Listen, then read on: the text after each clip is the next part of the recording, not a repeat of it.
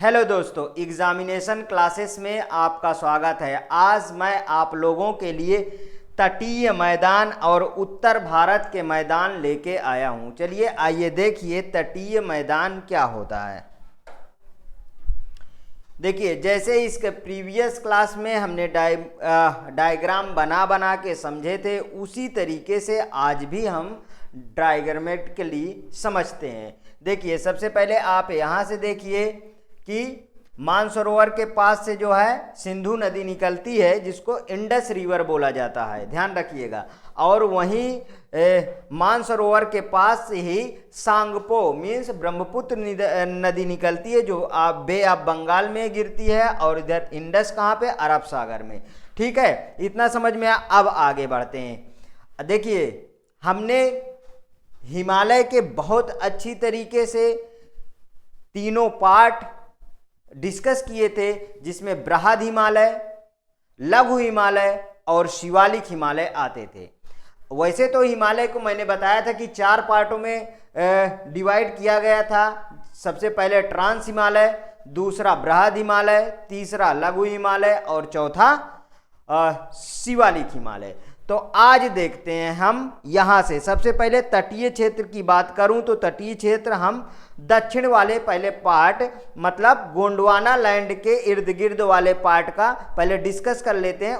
उसके बाद जो है हम ये मैदानी भाग जो शिवालिक हिमालय के बाद था उसको डिस्कस करेंगे। तो हम स्टार्ट करते हैं कि गोंडवाना लैंड के इर्द गिर्द में ये समतल मैदान कहाँ से आए।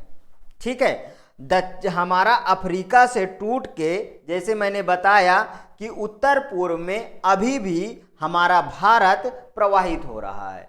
अब देखिए, जो भाग टूटा था वो तो सिर्फ इतना ही था।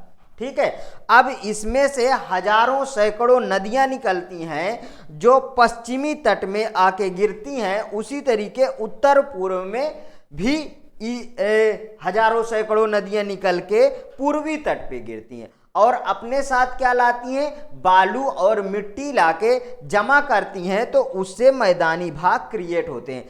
ऐसे ही किसी भी भूखंड जैसे मैंने पहले डिस्कस किया था। पहले क्या था, पहले एक ये सघन पिंड था जिसे पैंजिया कहा जाता है। उसमें 7 महाद्वीप टूटे हैं। फिर अफ्रीका से हमारा गोंडवाना लैंड टूटा है। ठीक है, और उसके बाद ये किधर को प्रवाहित हो रहा है, उत्तर और पूर्व को प्रवाहित हो रहा है। तो जब हमारा टूटा है तो इतना ही भाग था। इसके बाद इसमें बहुत सारी नदियां, धूप, बारिश और नदियों के द्वारा लाए गए मिट्टी, बालू, मतलब एक तरीके से गाद, ठीक है, वो तटीय मैदान में छोड़ दिए गए, जिससे तटीय मैदान का विस्तार हुआ। इतना समझ में आया। जिसकी मैंने मुख्य नदियां भी लिख रखी है, नर्मदा, तापी पश्चिम की तरफ, पूर्व की तरफ मैंने बताया गोदावरी, कृष्णा, कावेरी जो मुख्य नदियां हैं, और इधर गंगा, ब्रह्मपुत्र, इंडस। ठीक है, अब देखिए जो मेन पॉइंट है, यहां पे आते हैं। मेन पॉइंट है कि यहां से देखना शुरू करते हैं नर्मदा क्या है दोस्तों, पश्चिमी घाट की सबसे लंबी नदी। मैंने क्या अभी बोला, पश्चिमी घाट की सबसे लंबी नदी नर्मदा। दोस्तों समझ में आया। अब देखिए नर्मदा, और उसके बाद नर्मदा और दूसरा तापी। देखिए, पश्चिमी घाट में गिरने वाली नदियां, मतलब अरब सागर में जाने वाली नदियां में ढाल बहुत तीव्र होता है। प्रीवियस क्लास में मैंने बताया था कि जो ये गोंडवाना लैंड अफ्रीका से टूटा है, तो एक तरीके का ये पर्वत नहीं है, एक तरीके का भ्रंश है। अगर जैसे देखिए यहां पे समझते हैं, अलग से थोड़ा समझने का प्रयास करिए।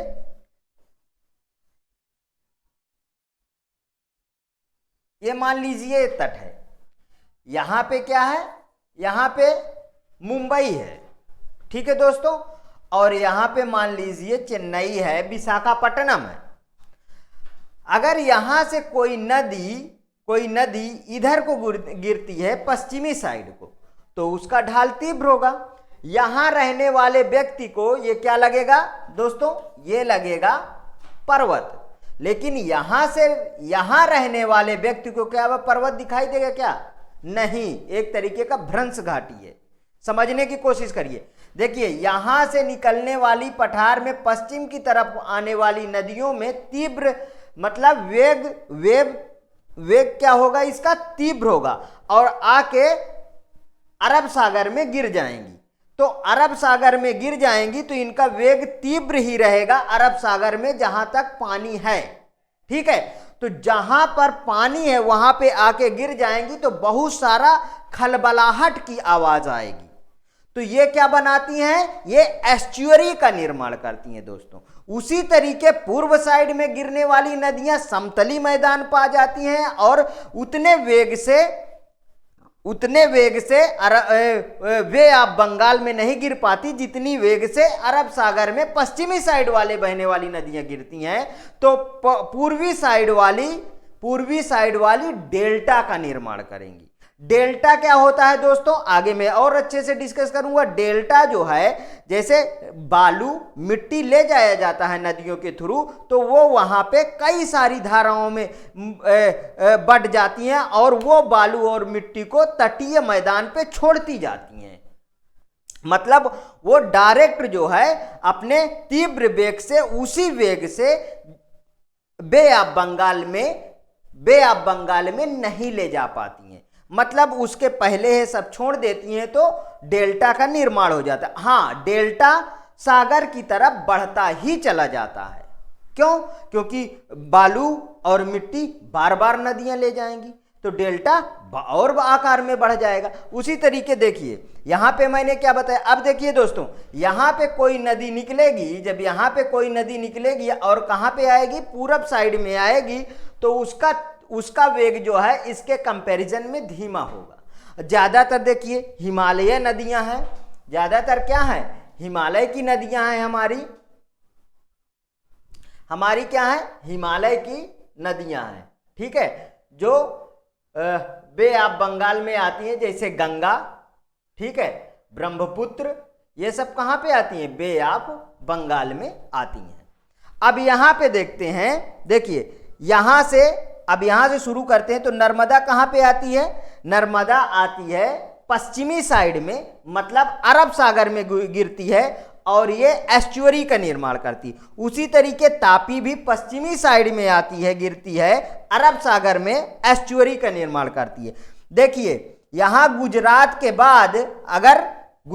के बाद से लेके गोवा तक के तट को कोंकण तट कहते हैं। क्या है दोस्तों, कोंकण तट कहते हैं।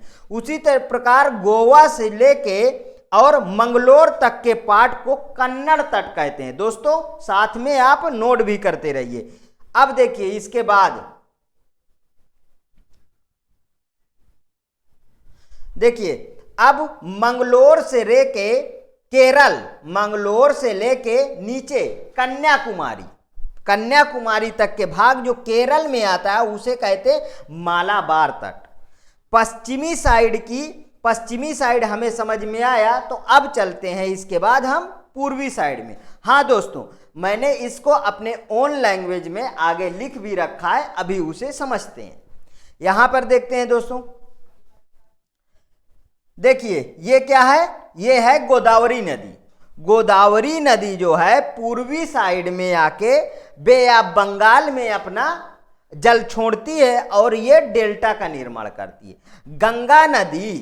गंगा नदी और ब्रह्मपुत्र नदियां बे ऑफ बंगाल में गिरती हैं और ये भी किसका निर्माण करती हैं, डेल्टा का निर्माण करती हैं।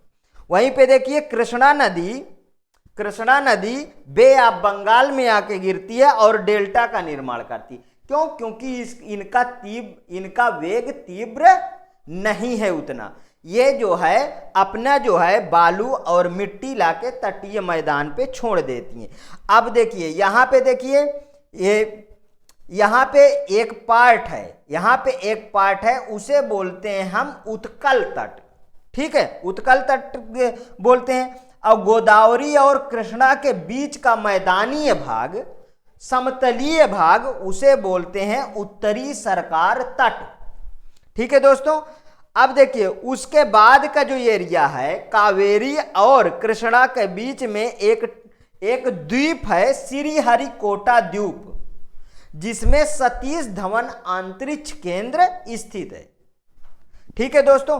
उसके बाद देखिए इसके बाद कावेरी नदी जो है बे ऑफ बंगाल में अपना जल गिराती है और डेल्टा का निर्माण करती है, और इसको क्या मतलब तमिलनाडु के तट को कोरोमंडल तट कहते हैं। इतना दोस्तों समझ में आया? इतना समझ में आया। अब इसको ऊपरी मैदानी भाग को भी डिस्कस कर लेते हैं, फिर चलते हैं एक एक के बारे में डिटेल से देखने। देखिए मैदानी भाग, जब हिमालय से निकलने वाली नदियों में अगर पहले चले जाइए अतीत काल में, प्रीवियस में चले जाइए, तो हजारों सैकड़ों नदियां निकलती थीं जो तीव्र वेग से आती थी और अपने साथ बड़े बड़े शिलाखंडों, बालू, मिट्टी लेके आती थीं, और शिवालिक हिमालय के बाद जो है वो अपने जब ढाल समतल होता था वहां पे लाके इन शिलाखंडों को छोड़ देती थी। तो देखिए यहां से ऊपर हिमालय से लेके आई नदियां और समतलीय स्थान पे अपने जो है शिलाखंडों को छोड़ दी।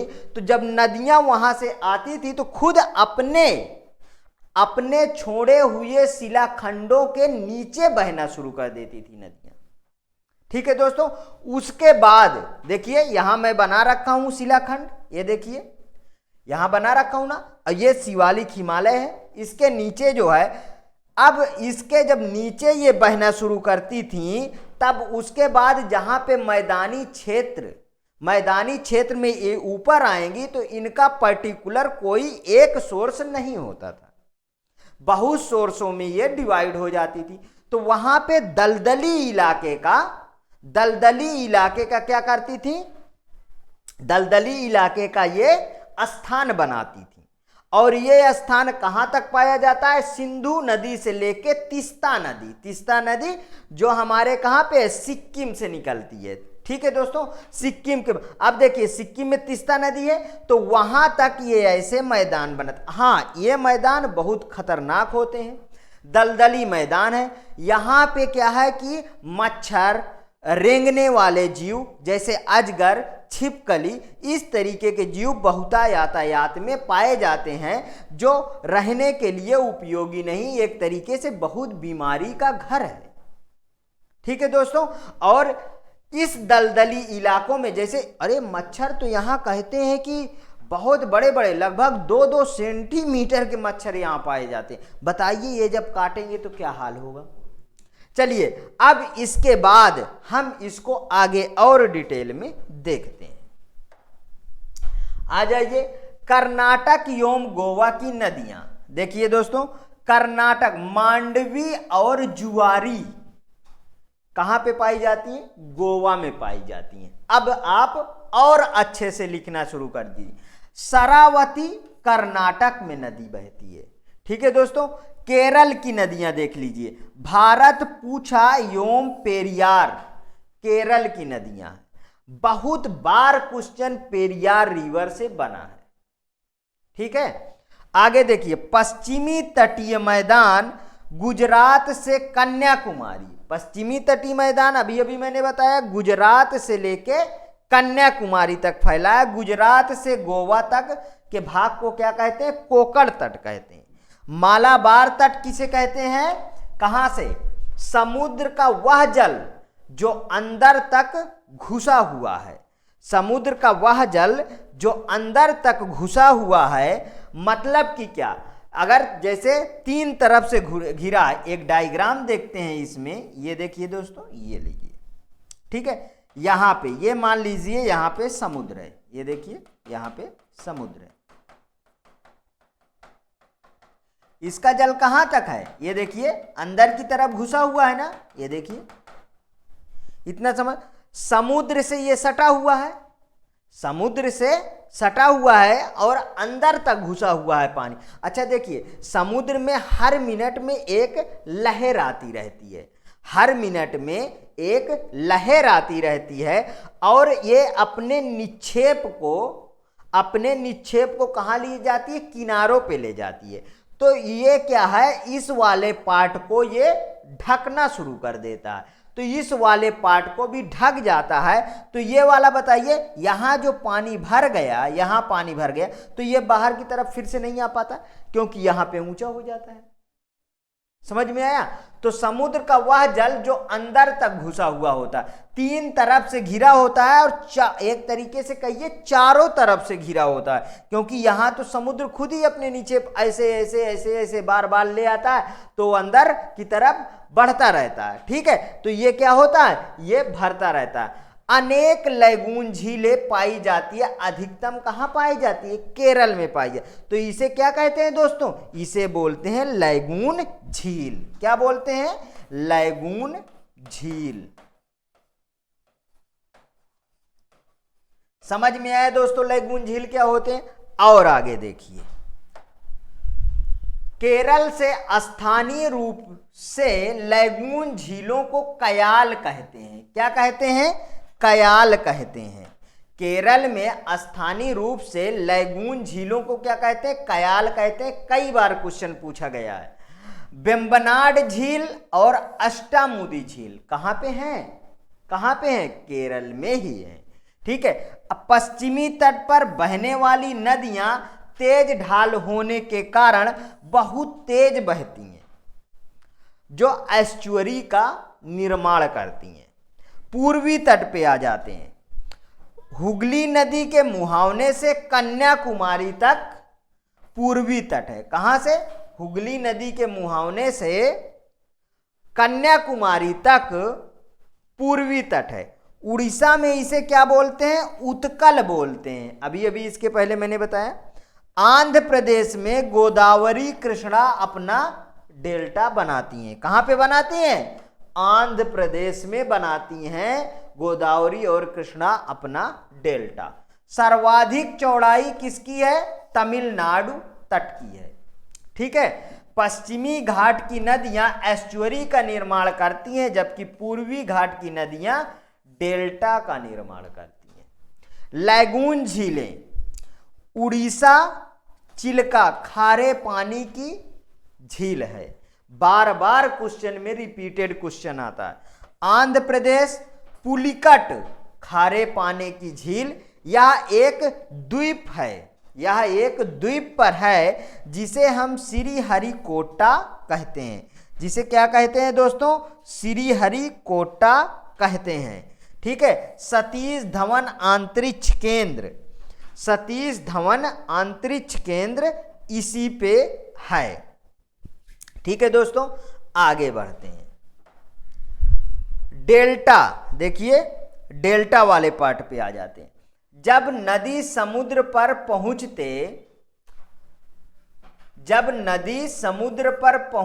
पहुंचते उनका ढाल बहुत कम हो जाता है, तो मिट्टी और बालू जिसे जलोढ़ निक्षेप कहते हैं को लाकर जमा कर देती हैं। अब देखिए, इनका वेग, इसको ये गलत लिखा हुआ है, टाइपिंग मिस्टेक है। इनका वेग इतना कम हो जाता है कि कई धाराओं में बट जाता है। इतना वेग नहीं होता कि सीधे समुद्र में ले जा सके। डेल्टा हरदम समुद्र की ओर बढ़ता रहता है, मतलब कि चौड़ा होता जाता है, जैसा कि मैं इसके प्रीवियस ही बताया। उदाहरण में देखिए, जैसे महानदी, कृष्णा, गोदावरी, कावेरी, गंगा आदि नदियां सब देखिए पूर्वी तटी में गिरने वाली नदियां। पूर्वी तटी का निर्माण सैकड़ों नदियों के जलोढ़ मिट्टी से हुआ है। उत्तर भारत का मैदान किसी पर्वत का निचला भाग क्या कहलाता है? गिरिपात कहलाता है। हम लोग देखिए पश्चिमी तट पढ़ लिए, पूर्वी तट पढ़ लिए, अब उत्तर भारत को जैसे मैंने बताया अब उसमें समझते हैं। देखिए, अगर यहाँ पे मैं बात करूं दोस्तों, तो एक डायग्राम हम बनाते हैं। देखिए यहाँ पे, देखिए ये देखिए, ये क्या है, यहां पे अगर मैं बात करूं तो ये है बृहद हिमालय, ये है बृहद हिमालय। और ये क्या है, ये है लघु हिमालय। और ये क्या है, ये है शिवालिक हिमालय। ये क्या है, शिवालिक हिमालय है। अब यहां पे ऐसे देखिए, ये देखिए, यहां पे ऐसे देखिए तो ये क्या है, अगर मैं इसको नॉर्थ साइड में ऊपर जाता है, नॉर्थ बोल दूं, और इसको फिर क्या बोलूंगा, इसको साउथ की तरफ, या आप बोलिए साउथ वेस्ट बोल दीजिए, ठीक है। तो यहाँ के नीचे यहाँ पे लाके बहुत सारे, देखिए शिवालिक हिमालय के बाद बहुत सारे मान लीजिए पत्थर नदियों ने डाल दिए, ठीक है। तो ये नदियां बहुत सारे पार्ट में इसके बाद बढ़ जाएंगी ना, जब नीचे से बहेंगी और यहाँ आएंगी, तो ये यहाँ का जो मैदान होगा यहाँ का, ये क्या होगा, ये होगा तराई क्षेत्र। क्या होगा दोस्तों, तराई क्षेत्र होगा। ये वाला क्षेत्र क्या है, तराई क्षेत्र होगा। और ये वाला स्थान क्या कहलाएगा, भाबर प्रदेश कहलाएगा, भाबर प्रदेश, ठीक है दोस्तों। इसे क्या कहेंगे, भाबर प्रदेश कहेंगे, ये वाले क्षेत्र को भाबर प्रदेश कहेंगे। इतना समझ में आया, आगे बढ़ते हैं। सिंधु नदी से तीस्ता नदी तक भाबर प्रदेश पाए जाते हैं। अगर हम इनकी चौड़ाई की बात करें दोस्तों, तो भाबर प्रदेश की चौड़ाई मान लीजिए 15 से 20 किलोमीटर, ठीक है, या हाँ इतना ही मानिए, 15 से 20 किलोमीटर इसका चौड़ाई है। इसमें रेंगने वाले जीव ज्यादा पाए जाते हैं, जैसे बड़े मच्छर, मैंने बताया 2-2 सेंटीमीटर के। पहाड़ों से बड़े शिलालेख नदियां लाती हैं और अपने निचले स्थान पर जमा कर देती हैं और तितर बितर हो जाती हैं। नदियां क्या हो जाती हैं, तितर बितर हो जाती हैं। बाद में अपने द्वारा ही लाई हुई शिलालेखों के अंदर से बहने लगती हैं, दलदल बना देती हैं। इसे क्या कहते हैं, इसे कहते हैं भाबर प्रदेश। क्या बोलते हैं दोस्तों, भाबर प्रदेश कहते हैं। यह रहने लायक इलाका नहीं होता है, यह क्या होता है, बीमारी का गढ़ होता है। अच्छा दोस्तों, मैं बात करूं तो अगर मैं बात करूं यहाँ पे, तो देखिए ये मान लीजिए कि समतल मैदान है, नदियां कहाँ पे बहना पसंद करेंगी, तो नदियां तो दोस्तों यहाँ पे बहना पसंद करेंगी, और इसमें बहुत सारी छोटी छोटी नदियां भी आएंगी, ठीक है, जो इन नदियों को सहारा देंगी, मतलब इन नदियों में जाके मिल जाएंगी, ठीक है। तो ये थाले नुमा एक आकार है ना, इसी में तो नदी बहेगी। अगर आप गंगा को भी देखिए तो गंगा जी कहाँ बहती हैं, गंगा जी बहती हैं, गंगा जी जहाँ बहती हैं वो एक थाले नुमा आकार होता है, उसके दोनों तरफ कुछ ऊंचाइयाँ होती है। तो जो गंगा जी जब आती हैं, जब बाढ़ आती है मान लीजिए गंगा जी में बरसात समय में, तो अपने साथ बालू और मिट्टी लाते हैं, जो निचला प्रदेश होता है उसमें क्या करती हैं, हर बार जो है फैला देती हैं, हर बार एक लेयर बना देती हैं। तो वो क्या होता है, जलोढ़ मिट्टी होता है। वो मिट्टी जो है अगर देखिए तो वो खादर है, खादर क्षेत्र है, वहां कभी भी पौष्टिक आहार की कमी नहीं होती, वहां पे हर साल एक नई लेयर चढ़ जाती है। लेकिन जहां से नदियां काट कर लाती हैं वो क्या है, वो तो ऊंचाई पे क्षेत्र होता है ना, समझ रहे हैं। इसीलिए अतीत काल की बात करें तो जो हमारा उत्तर प्रदेश का एरिया इस तरीके का लेके है, समतल मैदान, ये बहुत सारी नदियों के द्वारा लाए गए बालू और मिट्टी के जमा करने से ही ये स्थान बना है, ठीक है दोस्तों। अब देखिए यहां पे, तो ये वाला थाले नुमा आकार का होगा, कैसे होगा, ये होगा थाला नुमा आकार, ठीक है दोस्तों। और ये वाला क्षेत्र कैसा होगा, ये वाला क्षेत्र होगा खादर, ये वाला क्षेत्र होगा खादर, ठीक है, ये वाला कैसा होगा, खादर क्षेत्र होगा। और ये वाला जहां से नदियां निकल रही हैं और ला रही हैं, ऊंचा वाला भाग, ये वाला होगा बांगर। ये क्या होगा दोस्तों, बांगर। अब समझ में आया इतना। तो आगे देखिए, खादर क्षेत्र से हर साल नई मिट्टी बिछा दी जाती है पहाड़ों से लाकर मैदानी भाग में। ठीक है दोस्तों। उत्तर प्रदेश देखिए, उत्तर प्रदेश को हम 4 भागों में बांटते हैं। कौन कौन से? भाबर प्रदेश, सिंधु नदी से तीस्ता नदी तक फैला हुआ भाबर प्रदेश। यह खेती के लायक नहीं होता क्योंकि इसमें शिलाखंड, जैसे कि मैंने अभी बताया, नदियों द्वारा लाए गए, फिर उसको जमा कर दिए गए, फिर उसके नीचे से नदियां बहती हैं और कई पार्टों में बढ़ जाती हैं। जहां से नदियां निकलती हैं वो कई पार्ट में बन जाती है, वहां पे दलदल का निर्माण करती है। ठीक है। तो यहां पे देखते हैं तराई क्षेत्र। तराई क्षेत्र रेंगने वाले जहराई जीव, जहां पे दलदल का निर्माण करते हैं वहां तराई क्षेत्र होता है। रेंगने वाले जहरीले जीव, एनाकोंडा, अरे अजगर, छिपकली, ये सब जीव पर मच्छर 2-2 सेंटीमीटर के, सोचिए काट ले क्या हाल होगा, वो सब इसी क्षेत्र में पाए जाते हैं। चावल के लिए देखिए दोस्तों, चावल के लिए बेस्ट क्षेत्र है यह। कैसा है? चावल के लिए बेस्ट क्षेत्र है। बांगर ऊंचा हो जाता है, बांगर ऊंचा हो जाता है। खादर, जहां पर नदियों द्वारा लाई हुई मिट्टी छोड़ी जाती है उसे खादर कहते हैं। तो अब समझ में आया दोस्तों कि तराई क्षेत्र में रेंगने वाले जंतु ज्यादा पाए जाते हैं। ठीक है।